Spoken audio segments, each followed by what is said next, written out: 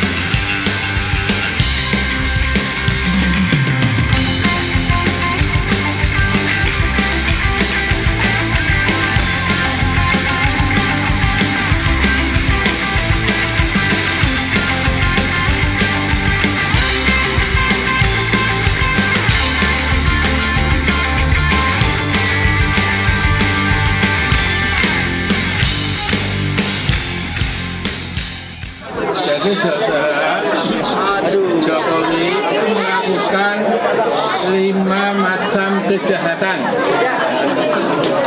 Jadi pertama itu kejahatan politik. Dia telah menjurubalikan konstitusi dan demokrasi secara semena-mena. Kedua, dia melakukan kejahatan sosial, yaitu dia menghina rakyat dan memuliakan kapital.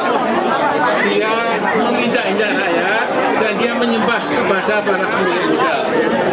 Ketiga, dia melakukan kejahatan ideologi, yaitu Pancasila tadi dikhianati. Ketuhanan yang Maha Esa menjadi keuangan yang Maha Kuasa. Kemudian kemanusiaan yang adil dan beradab menjadi kemanusiaan yang zalim dan biadab. Ketiga, persatuan Indonesia menjadi perpecahan bangsa. Keempat, kerakyatan yang dipimpin oleh hikmah kejaksanaan dan perusahaan peradilan diganti dengan kerakyatan yang dipimpin oleh nafsu keserakahan, kekuasaan untuk membangun dinasti kerajaan edan-edanan. Yang kelima, keadilan sosial bagi rakyat Indonesia diganti dengan kezaliman sosial buat rakyat Indonesia sebagai pemegang kedaulatan. Dan keempat, dia melakukan kejahatan ekologi, yaitu sebagian besar sumber daya alam kita telah dikuras oleh asing dengan alasan hilirisasi. Ya. Nah kemudian cepat saja. Ya.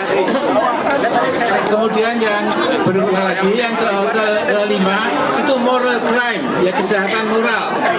Nah, jadi kita tahu bagaimana dia dan keluarganya tidak mengindahkan moral, tidak mengindahkan aturan agama dan lain-lain.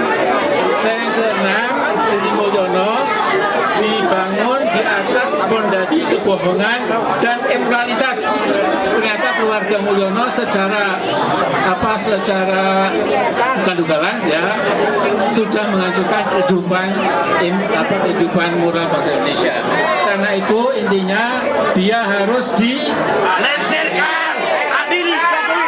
Mudah-mudahan yang di langit mengizinkan itu bahwa Jokowi alias Mulyono alias UPD Joko Pret akan berakhir hidupnya di penjara insya Allah.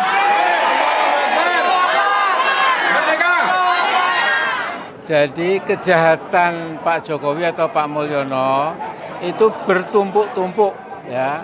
Jadi yang pertama itu kejahatan politik. Dia mencoba membunuh demokrasi kita. Dia menelan DPR, MPR, DPD seenaknya sendiri ya. Ini luar biasa. Yang kedua itu kejahatan ekonomi. Dia sebagai presiden bukan melayani kebutuhan rakyat Indonesia yang 270 juta lebih itu, dan yang dilayani itu adalah para mafia, para cukong, taipan, para pengusaha-pengusaha, baik yang asing, terutama yang asing. Ya, ini kejahatan ekonomi. Ya, yang ketiga itu kejahatan ideologis.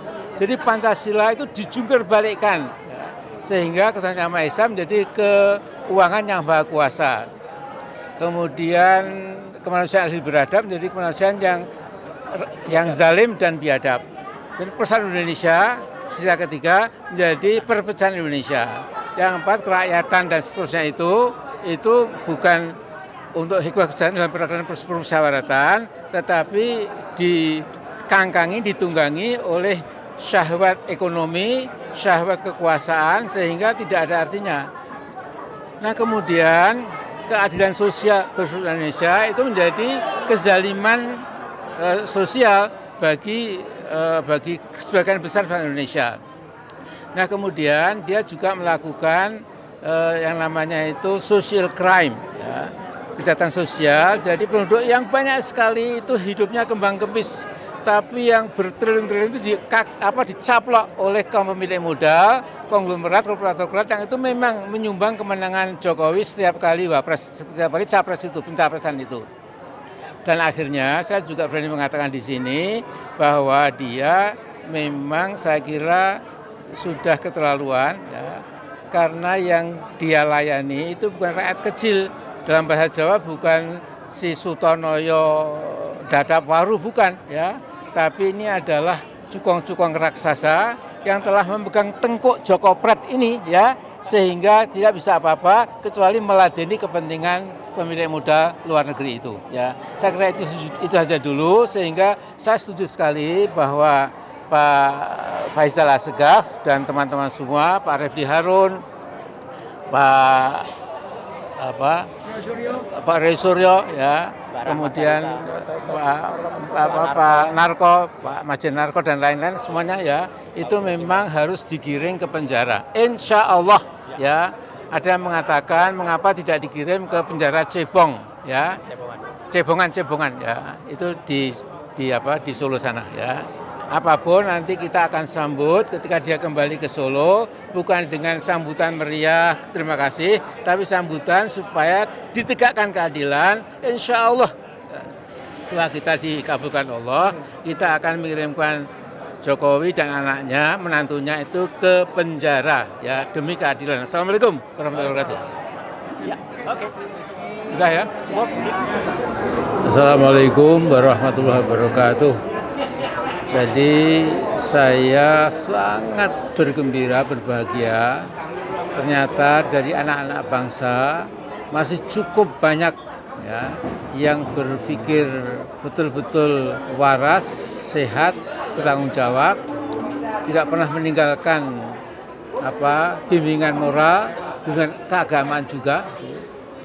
Dan memang 10 tahun dipimpin Jokowi atau Mulyono, bangsa ini sesungguhnya tidak mengalami kemajuan apa-apa kecuali Jokowi diam-diam atau terang-terangan itu melakukan semacam, ya, Indonesia for sale, Indonesia dijual. Jadi bayangkan dia menganjurkan orang-orang Singapura supaya pindah ke Kalimantan Timur, pindah ke IKN Nusantara atau sekitarnya, silahkan mereka diberikan hak bangunan atau hak guna usaha sampai 2 abad, 180 tahun, dan bisa ditambah lagi. Jadi saya tidak akan bisa mengatakan seluruhnya, tapi ini saja yang paling menonjol, bahwa dia tidak mengabdi kepada rakyat sama sekali. Rakyat hanya ditumpaki, hanya diinjak-injak waktu suaranya diambil untuk pemilu. Setelah itu seluruh kebijakan Jokowi atau Mulyono itu menyembah kepada asing dan aseng, terutama aseng. Ya. Nah jadi ini yang bisa kita biarkan, makanya kita sepakat bahwa untuk pertama kalinya Presiden nomor 7 ini memang harus diadili. Karena kalau tidak diadili nanti ada orang kambuh lagi, jadi presiden lagi, ugal-ugalan lagi, terus kapan berhenti? Ya. Karena itu saya sangat gembira, saya bahagia bahwa ada kekuatan yang sangat meyakinkan bahwa pada akhirnya setelah 20 Oktober nanti, insya Allah akan ada kekuatan yang sangat besar untuk menekan pemerintahan Pak Prabowo Subianto supaya dibiarkan keinginan rakyat yang ingin melihat keadilan diberlakukan kepada saudara Mulyono atau Jokowi itu. Saya kira hanya itu saja, mudah-mudahan kita diberkati Allah, dibimbing ke jalan yang benar, dan bangsa besar ini jangan sampai runtuh gara-gara keedanan atau kekurang ajaran Jokowi memegang negeri kita ini seenaknya saja. Assalamualaikum warahmatullahi wabarakatuh.